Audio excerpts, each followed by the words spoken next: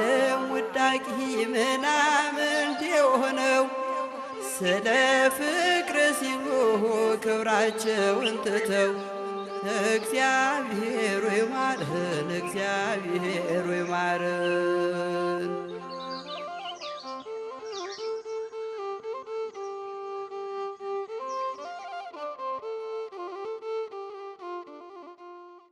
አብነት ትምህርት ቤቶች ባለቤታቸው ማን ነው የሚለው የስጦታ ወርም ስለሆነ ያን ታሳቢ በማድረግ በጣም ምዕመናን አሁን በየዓመቱ የሚጠብቁት ሆኗል በነገራችን ላይ እና በጣም ደስ የሚል ነው።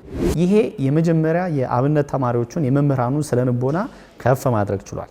አንድ ሊቀ ጳጳስ አንድ ሀገረ ስብከት የሚመራ ሊቀ ጳጳስ ከአብነት ትምህርት ቤት በላይ ምን ጉዳይ ሊኖረው ይችላል? ትልቁ ችግረኛ ቤተክርስቲያን አሁን ያለው ከፈረሱ ጋሪው ነው የሚቀድመው። አገልጋዩ ሳይኖር መገልገያው ነው የሚሰራው። የቢዝነሱን እንቅስቃሴ ትተነው ሊቃነ ጳጳሳት ጋር እንደማታጣላይ ተስፋ አድርጋለሁ። የሚደረጉት የገቢ ማሰባሰቢያዎች ሚሊየንስ ብር ለመሰብሰብ ግን አንድ ሀገረ ስብከት ውስጥ አንድ ህንፃ ቤተክርስቲያን ለመስራት የሚደረግ ነው እንጂ ከውጭ ሀገር መጥተው የአብነት ትምህርት ቤትን የሚማሩ ፈጥሯል።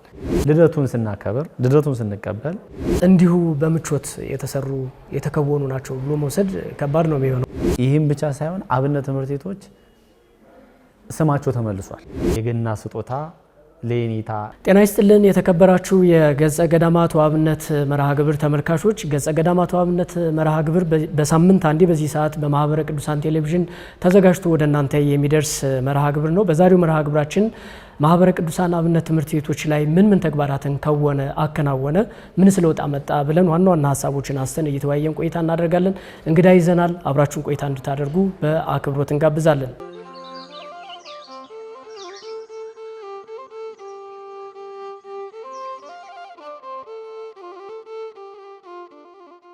ተመልካቾች የዛሬው እንግዳችን ዲያቆን አንድነት ተፈራ ነው። ዲያቆን አንድነት ተፈራ ከዚህ በፊት በማህበረ ቅዱሳን የቤተ ክርስቲያን ሁለንተናዊ እድገትና መንፈሳዊ ትምህርት ቤቶች አገልግሎት ኃላፊ ነበረ፣ ወይም ደግሞ ክፍሉን በኃላፊነት ሲመራ ነበረ። ማህበረ ቅዱሳንንም በምክትል ዋና ጸሐፊነት ሲያገለግል ነበረ። ዛሬ ደግሞ እንግዳችን ሆኖ በአብነት ትምህርት ቤቶቻችን ጉዳይ ሰፋ ያለ ሀሳብ አንስተን እየተወያየን ቆይታ ለማድረግ እዚህ ከኛ ጋር ተገኝቷል ማለት ነው። ዲያቆን አንድነት እንኳን ደህና መጣ። ማህበረ ቅዱሳንም በምክትል ዋና ጸሐፊነት ሲያገለግል የነበረ አልን እንጂ አሁንም ድረስ እዚህ አገልግሎት አልጠፋህም። በየቀኑ ነው የምናገኝህ። እጅግ በጣም ደስ ይለናል። ዛሬ ደግሞ አብረህን ቆይታ ስለምታደርግ እጅግ በጣም ደስ ይለኛል። የመጀመሪያ ጥያቄ እንግዲህ ማህበረ ቅዱሳን በየዓመቱ የሚጠሩ ቁጥሮች ሁሉ አሉና ለውጦችም አሉ። በእርግጥ በ179 አብነት ትምህርት ቤቶች ከ2000 በላይ ለሚሆኑ ተማሪዎች ከ200 በላይ ለሚሆኑ መምህራን ማህበረ ቅዱሳን ይሄን አደረገ እንደዚህ አይነት ነገሮች ይነገራሉ በተደጋጋሚና ተጨባጭ ናቸው፣ እኛ እናውቃቸዋለን። እንደው በትክክል ግን አብነት ትምህርት ቤት ላይ ማህበረ ቅዱሳን ምን ተግባራትን አከናወነ? መነሻ ጥያቄ ላድርገው። እሺ፣ አመሰግናለሁ። እግዚአብሔር ይስጥልኝ ስለጋበዛችሁ። እንግዲህ የማህበረ ቅዱሳን አገልግሎት በአብነት ትምህርት ቤት እንዳለ ሆኖ ያው የገዳማትም አገልግሎት አለበት። በአብነት ትምህርት ቤትና በገዳማት አገልግሎት በተለይ የአብነት ትምህርት ቤቶች ማስፋፊያና ማጠናከሪያ ፕሮግራምን በመቅረጽ ከ1990 ዓመተ ምህረት ጀምሮ ዘርፈ ብዙ ተግባራትን ነው ሲያከናውን የቆየው። እንግዲህ ወደዚህ አገልግሎት ወደ ገዳማት አብነት ትምህርት ቤት አገልግሎት ማህበረሰብ መግባቱ የራሱ መነሻ ጉዳዮች አሉት። ለምን የሚለው ምናልባት በተለያየ ጊዜ ስለገለጽ ነው ይሄንን። ሆኖም በዚህ በገዳማትና በአብነት ትምህርት ቤቶች አገልግሎት የተለያዩ ተግባራት ናቸው የተከናወኑት። እንግዲህ የመጀመሪያዎቹ የተከናወኑት ተግባራት ቋሚ የሆኑ ፕሮጀክቶችን ማከናወን ነው። ጥናትን መሰረት ያደረገ ዘላቂ መፍትሄ ሊያመጣ የሚችል ቋሚ የገቢ ማስገኛ ፕሮጀክቶች በተለይ ለገዳማት፣ ለአብነት ትምህርት ቤቶች ደግሞ የተለያዩ የአብነት ትምህርት ቤቶችን የአብነት ትምህርት ቤቶች መማሪያ፣ መኖሪያ፣ የተማሪዎች ማደሪያ ፕሮጀክቶች ናቸው የመጀመሪያው በፕሮጀክት ደረጃ ማለት ነው። በሁለተኛ ደረጃ ወርሃዊ የገንዘብ ድጋፍ ነው። በተለይ አብነት ትምህርት ቤቶቻችን ቋሚ የሆነ ድጋፍ የሚያደርግላቸው አካላት ስለሌሉ ቋሚ የሆነ በየወሩ ወርሃዊ የገንዘብ ድጋፍን ማድረግና በተለይ ደቀ መዛሙርት መምህራን ለሚያስፈልጋቸው ለምግባቸው የሚያግዛቸው ለመጻሕፍት መግዣ የሚያግዛቸውና እንደዚሁ ለተመሳሳይ አገልግሎት የሚሆኗቸው ተግባራትን ሲያከናውን የቆየው። በሌላ ደረጃ ጊዜያዊ የሆኑ ድጋፎች ናቸው። እነዚህ ቋሚ ወራዊ ድጋፎች እንዳሉ ሆኖ በጊዜያዊ ድጋፍ ደግሞ የተለያዩ ችግሮች ያጋጥማሉ። የተለያዩ በዚህ በወርሃዊ ድጋፍ ውስጥ ያልታቀፉ ነገር ግን ደግሞ አስቸኳይ ድጋፍ የሚያስፈልጋቸው ገዳማት አብነት ትምህርት ቤቶች ይኖራሉ። እነሱን ጊዜያዊ ድጋፎችን በተለያየ መልኩ የማድረግ ነው። በሌላ መልኩ እንግዲህ እነዚህ ፕሮጀክቶች ተሰርተዋል። ወርሃዊ ቀለብ የሚሆን ለአልባሳት የሚሆን እና እንደዚህ ተመሳሳይ ተግባራት ሊያከናውኑ የሚችል የፕሮጀክት እና የገንዘብ ድጋፎች አሉ። ከዚህ በተጨማሪ ግን በጣም በትልቅ ደረጃ ሰዎችንም የተሻለ ያደርጋቸው የሚችልና ለቤተክርስቲያን አገልግሎትም የበለጠ አገልጋዮችን ሊያዘጋጀው የሚችለው የሶፍትዌር ፓርቱ ነው።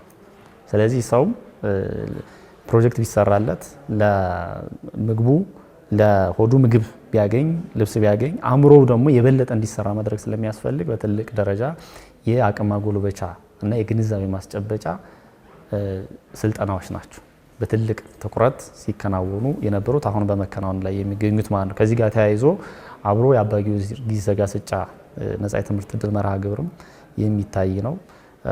ይሄኛውም ከዚህ ጋር ተያይ ስለሆነ ማለት ስለዚህ እነዚህ በፓኬጅ ደረጃ አደረግናቸው እንጂ በውስጣቸው በጣም ብዙ አይነት ስራዎች የሚከናወኑባቸው ናቸው። ስለዚህ እነዚህን ቋሚ ፕሮጀክቶችን ከመስራት ጊዜያዊ ድጋፎችን ከማድረግ ጀምሮ የአቅም ማጎልበቻ ስልጠናዎችን በአብነት ትምህርት ቤቶችና ገዳማት ላይ በመስራት እነዚህን ተግባራት ነው እንግዲህ ሲያከናውን የቆዩ። እነዚህን በማሳደግ አሁንም አገልግሎቱ እየቀጠለ ይገኛል ማለት ነው። ተጨባጭ የሆኑ ሊነገሩ የሚችሉ ለውጦች መጥተዋል ተብሎ በተደጋጋሚ ስለሚነገር ምን ለውጥ መጥተዋል ማለት እንችላለን? በመጀመሪያ ደረጃ መነሳት አለበት ብዬ የማስበው የአብነት ትምህርት ቤቶች ጉዳይ ትኩረት አግኝቷል። የመጀመሪያው ይህም ብቻ ሳይሆን አብነት ትምህርት ቤቶች ስማቸው ተመልሷል። ምናልባት ይህ ምን ማለት ነው ብለን በደንብ ልናየው እንችላለን። ተረስተው ነበረ ማለት ነው። መረሳት ብቻ ሳይሆን ስማቸው በምዕመናን ዘንድ ያለው የአብነት ትምህርት ቤቶች የግንዛቤ ደረጃ በጣም እየወረደ ሄዶ ነበረ። የቆሎ ትምህርት ቤት፣ የቆሎ ተማሪ፣ የቆሎ ትምህርት ቤት መምህር የሚባል ስያሜያቸው ቢያንስ መቀየር ተችሏል።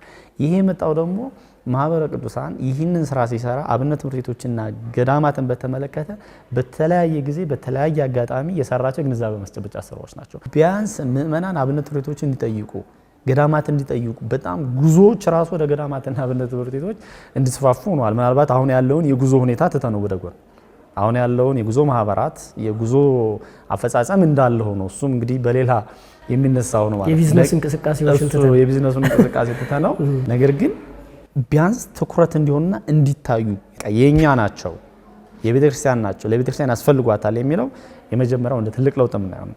ሁለተኛ በተሰሩ ፕሮጀክቶች እና ተያያዥ በሆኑ ጉዳዮች ላይ የመጡ ለውጦችን ደግሞ ማየት ያስፈልጋል። ምንድናቸው የመጡት? እንግዲህ አብነት ትምህርት ቤቶችን ቅድምም እንዳልነው ከአኗኗራቸው ጀምሮ በጎጆ ነው የሚኖሩት። አሁን ዛሬም ብዙ አብነት ትምህርት ቤቶች በጎጆ ውስጥ ይኖራሉ።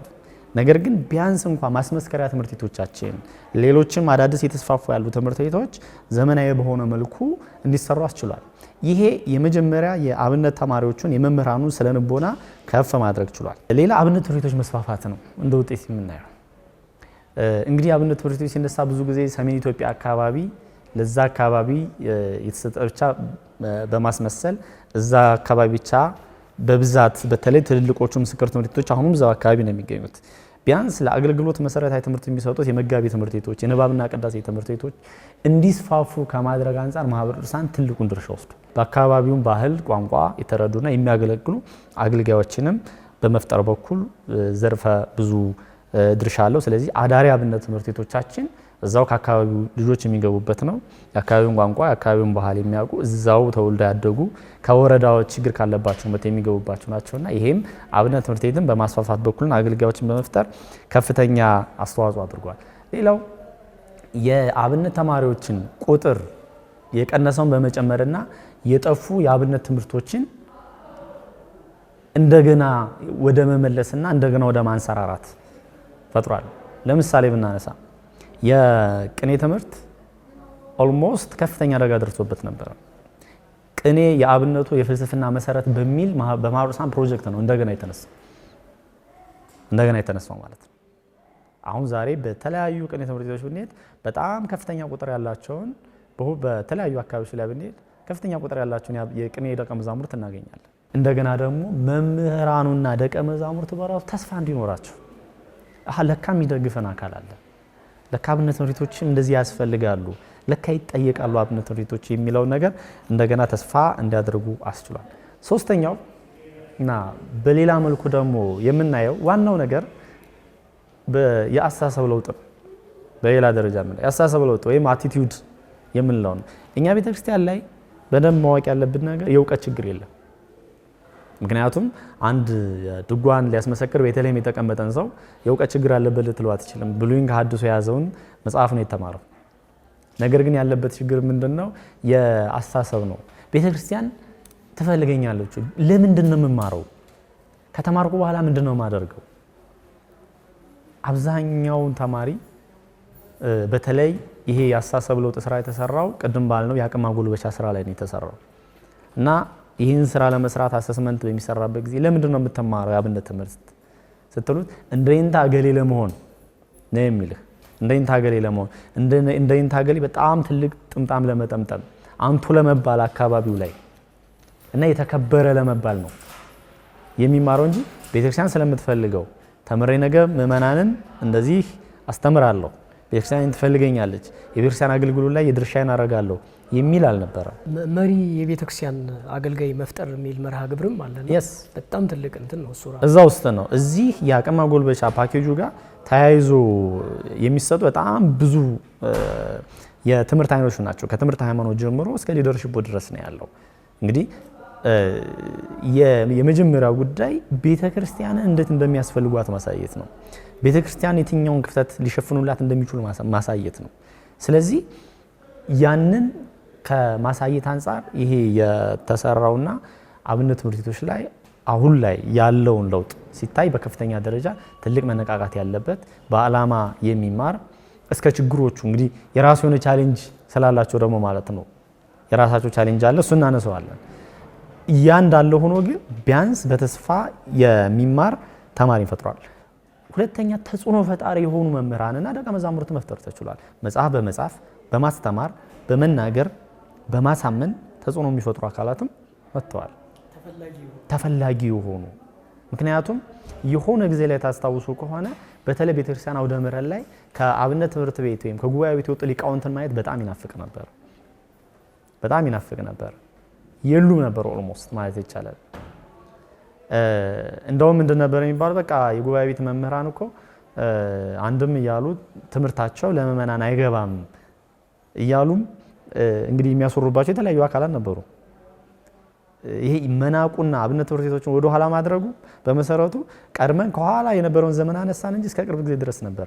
አሁን ግን ከፍተኛውን አውደ ምሕረቱን ከፊቱ ነው በመያዝም ተጽዕኖ መፍጠርም ቢናገሩ የሚያሳምኑ ቢያስተምሩ ምእመናን ልብ ውስጥ የሚገባ ትምህርት እና የምእመናን ሕይወት ሊቀይር የሚችል ትምህርት በማስተማርና በተለያየ መንገድ በመጽሐፎቻቸውም በመጽሐፍም ተጽዕኖ በመፍጠርም የተለያዩ መምህራንን ማፍራት ተችሏል። በሌላ መልኩ ዘመናዊ ትምህርቱን ከአብነት ትምህርቱ ጋር ማቀናጀትና ዘመናዊ የተማረው ሰው አብነት ትምህርትን እንዲፈልገው አድርጓል። በመሰረቱ ይሄ በጣም ትልቅ ለውጥ ነው።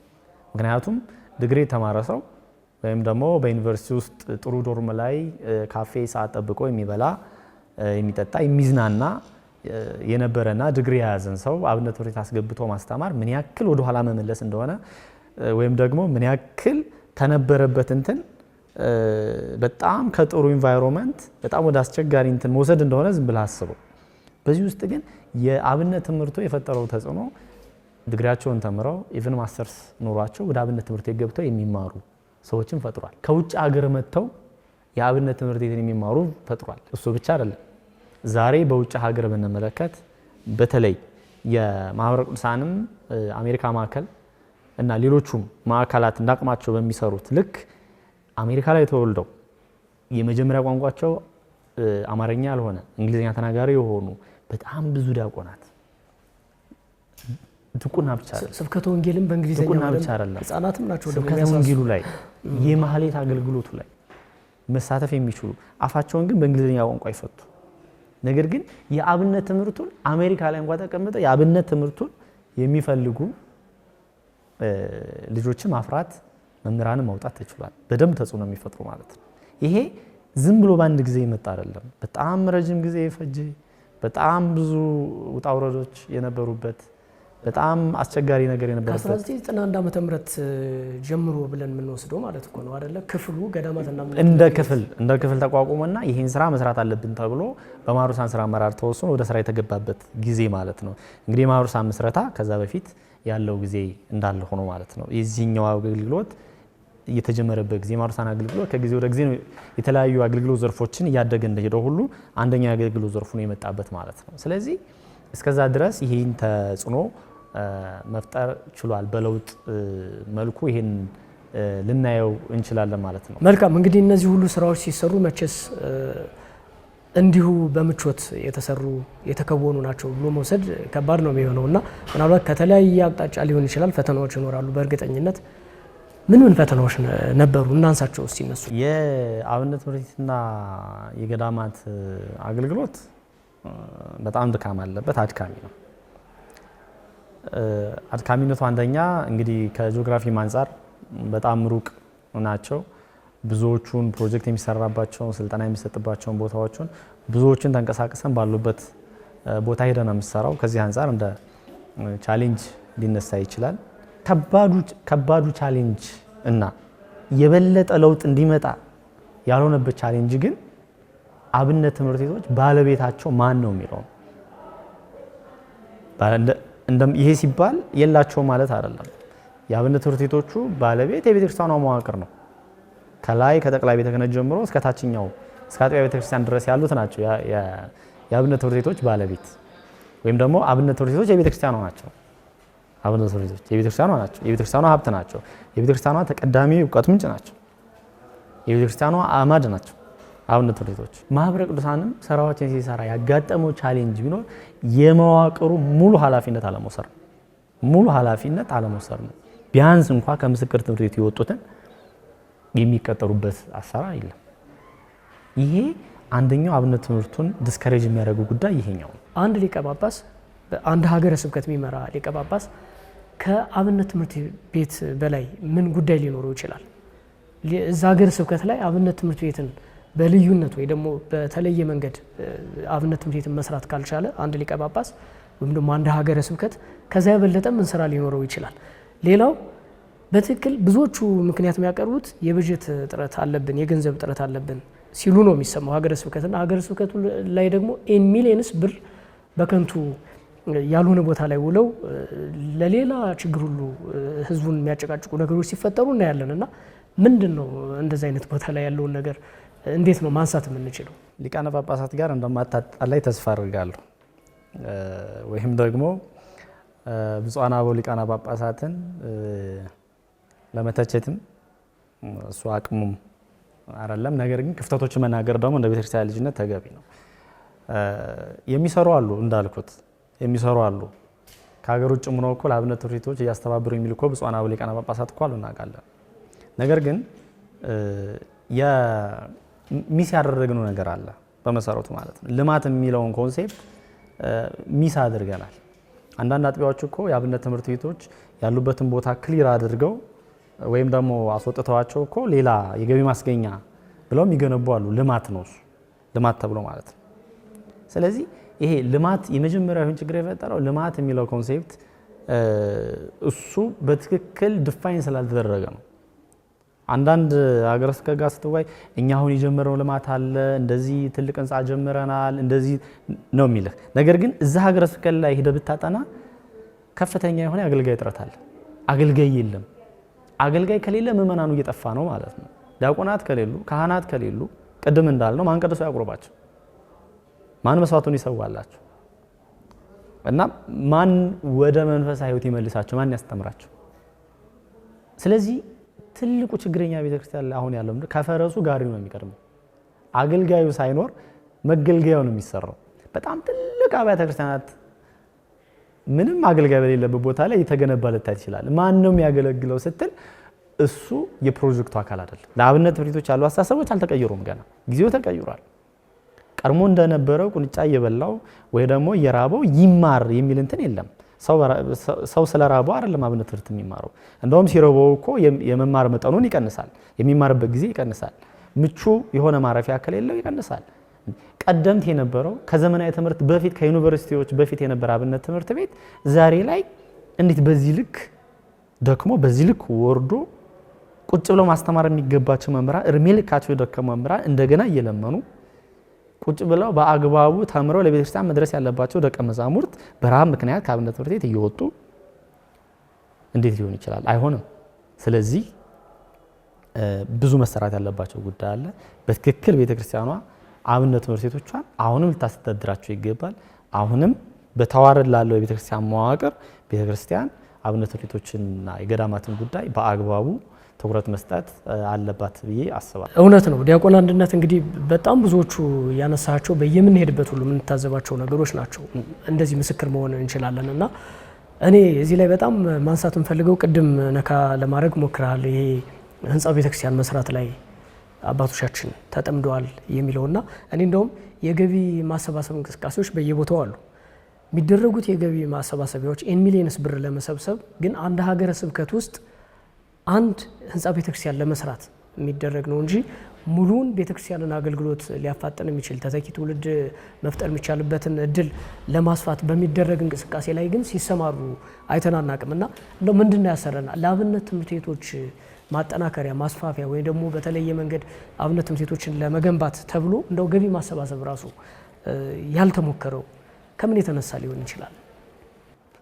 ይሰራል። ለመናገር አብነት ትምህርት ቤቶችን የገቢ ማስገኛ አሁን በቅርብም የተወሰኑ የተሞከሩ ያሉ አሉ። ግን የሚሰጠው ትኩረት ግን በዛ ልክ አይደለም። ሰርፕራይዚንግሊ እኛ እኮ ለበር ማስፈጸሚያ ለበር ማሰሪያ ብለን እኮ ለምን የማናፍር ሰዎች ነን፣ እውነት ለመናገር ማለት ነው። እሱ ይሄ የልመናው ስርዓትና በተለይ ይሄ የዲጂታል የልመና ስርዓቱ እሱ ቤተክርስቲያን ስርዓት ታስይዛለች። ጠቅላይ ቤተ ክህነቱ ቅዱስ ሲኖዶስም ኢሹ አድርጎ መመሪያና አፈጻጸም ያወጣለታል ብዬ እኔ ተስፋ አደርጋለሁ። በመሰረቱ ማለት ነው ማን ነው ባለቤቱ? ለእንደዛ ጉዳይ አሁን ስቦን እንዳንገባ ወደዛ ጉዳይ ከኢሹአችን ውጭ እንዳይሆን እንጂ የኛ አሁን ማዕከላዊ አድርገን የተወያየን አብነት ትምህርት ቤቶቻችን ስለሆነ እሱን ያን ፓርት እንዳናሰፋው እንጂ የራሱ የሆነ ስርዓት ያስፈልገዋል። ስለዚህ ምንድነው ከ15 የገቢ ማስገኛ እንትን ቢሮ ምናልባት አንድ ሊሆን ይችላል የአብነት ትምህርት ቤት የገቢ ማስገኛ እንትን ሊለመን የሚችለው ወይ ደግሞ የፈንድሬዚንጉ ስራ ሊከናወን የሚችለው። ስለዚህ ምንድነው ይሄ የመጀመሪያ ያንን ቅድም ያነሳነው ጉዳይ ነው። ያንን የሚያሰራው አካል የሰጠው ትኩረት ነው። ልማት የሚለው ኮንሴፕት ነው። አብነት ትምህርት ቤቶችን መስራት ልማት በሚለው ውስጥ ተካቷል ወይ? አብነት ትምህርት ቤት ፕሮጀክት አለ እንደዚህ ይተዋወቃል፣ ግን ቅድሚያ ይሰጠዋል የአብነት ትምህርት ቤት የሚለውን በደንብ አይደል። ሁለተኛ ልማት የሚለውን ትርፍ ከማምጣት ጋር ተያይዞ የሚሆን ነው። እኔ ሀገረ ስብከቱን ስሙን እዚህ አላነሳም እንጂ አብነት ትምህርት ቤት ብለን የተሰራ አብነት ትምህርት ቤት እኮ አሁን በቅርብ ወደ መዋዕለ ሕፃናት ቀይረውታል። ወደ መዋዕለ ሕፃናት ተቀይሯል። የማህበረ ቅዱሳን ዋና ስራ አስፈጻሚ ተደጋጋሚ ደብዳቤ ጽፎ ጠይቋል፣ እስከ ሊቀ ጳጳሱ ድረስ ማለት ነው። ይሄ ነው እንግዲህ አብነት ትምህርት ቤቱን በአግባቡ አልመሩትም፣ አላስተዳደሩትም። መጨረሻ ላይ ግን ልማት ወደሚል ቀይሩና መዋዕለ ሕፃናት እንደዚህ አይነት ቻሌንጆች አሉ። ስለዚህ ምንድነው ይሄንን የመጀመሪያው መቀየር ያለበት የቤተ ክርስቲያኗ አስተዳደር አካላት አብነት ትምህርት ቤቶች ላይና ገዳማት እነሱም ስላለፉበት ማለት ነው። እነሱም አልፈውበታል። አብዛኞቹ የቤተ ክርስቲያን አስተዳደር ያሉ አካላት በደንብ በአብነት ትምህርት ቤት ያለፉ የተማሩ አካላት ናቸው። ስለዚህ ይሄንን እነሱ ለማስተካከል እድሉ አላቸው ብዬ አስባለሁ። ካልሆነ ግን ይሄኛ ጉዳይ አሁንም የተረሱ እንደተፈረደባቸው እየለመኑ ይኑሩ የሚል ነው የሚመስለው አብነት ትምህርት ቤት። በቃ ወይ ደግሞ በቂ በጀት መበጀት ለአብነት ትምህርት ቤቶች አብነት ትምህርት ቤቶችን መስራት የቤተ ክርስቲያን አገልግሎት ማስቀጠል ነገረ ድህነት ላይ አስተዋጽኦ ማድረግ መሆኑን ተረድተው ተገቢውን የሆነ ስራ መስራት ቅድሚያ ለየት መስጠት እንዳለባቸው ማውቀው መደገፍ አለባቸው የሚል ሀሳብ አለኝ። በየአመቱ አንተም እያለህ የጀመረ የገና ስጦታ ላይ ኔታ የሚል በዚህ ወር የነቢያት የቁርስ የስጦታ ወርም ስለሆነ ያን ታሳቢ በማድረግ በጣም ምእመናን አሁን በየአመቱ የሚጠብቁት ሆኗል በነገራችን ላይ እና በጣም ደስ የሚል ነው። ይህም ምክንያት አድርጎ የነቢያት ጾም ቁርሱን ለአብነት ትምህርት ቤት ድጋፍ እንዲውል የማድረጉ ነገር አለ። አሁንም እንግዲህ ይህ እንቅስቃሴ በየማህበራዊ ሚዲያው ሊቃውንቱ ማስታወቂያውን እየሰሩ መልእክቱን እያስተጋቡ ይገኛሉ። በ26 ማጠቃለያ መርሃ ግብር አለ። እንደው የዚህ መርሃ ግብር ዓላማው ምንድነው ብዬ አንስቼ ግን በአጠቃላይ ጠቅልል አድርገህ መልእክትህ እንድታስተላልፍ ማህበረ ቅዱሳን እንግዲህ በዘመናዊ መንገድ አብነት ትምህርት ቤቶችን በመገንባት ከ17 በላይ የሚሆኑ ዘመናዊ አብነት ትምህርት ቤቶች ተገንብተዋል። ሙሉ በሙሉ ኢትዮጵያን ከዚህ በኋላ ዘመናዊ የአብነት ትምህርት ቤቶች ኖረው ዩኒቨርሲቲዎቻችን ናቸው በዛ መንገድ መገንባት አለባቸው ተብሎ ስራ እየተሰራ ነው የሚገኘውና ምንድነው መደረግ ያለበት? የዚህ ወር መጨረሻ ላይ በ26 ታህሳስ የምናደርገው መርሃ ግብርስ ዓላማው ምንድነው? ጠቅልለህ መልእክትህን ማስተላለፍ ትችላለህ። ላለፉት አመታት በዚህ በጾመ ነቢያት ውስጥ ከመጀመሪያው ጀምሮ እስከ ልደት ድረስ ባለው ጊዜ የገና ስጦታ ለየኔታ የሚል መሪ ቃል ያለው የገቢ ማሰባሰቢያ መርሃ ግብር በማህበራዊ ሚዲያ መጨረሻ ላይ ማጠቃለያ መርሃ ግብሩም የሚደረግለት ፕሮግራም ይከናወናል። ምንድነው ያው እንግዲህ ለአብነት ትምህርት ቤቶችና ለገዳማት ይሄ ጊዜ ብቻ ድጋፍ መደረግ አለበት፣ ይሄ ጊዜ ብቻ የስጦታ ጊዜ ነው ማለት አይደለም። ነገር ግን የገና ስጦታ ለኔታ የሚለው የልደት በዓልን ስናስበው እንግዲህ የስጦታ በዓል ነው። እንግዲህ በጌታችን ልደት ጊዜ እንደምታስታውሱ ሰብአ ሰገል ወርቅ፣ ዕጣን፣ ከርቤውን ወስደው ስጦታ አማህ አቅርበዋል፣ ስጦታ ሰጥተዋል፣ አቅርበዋል።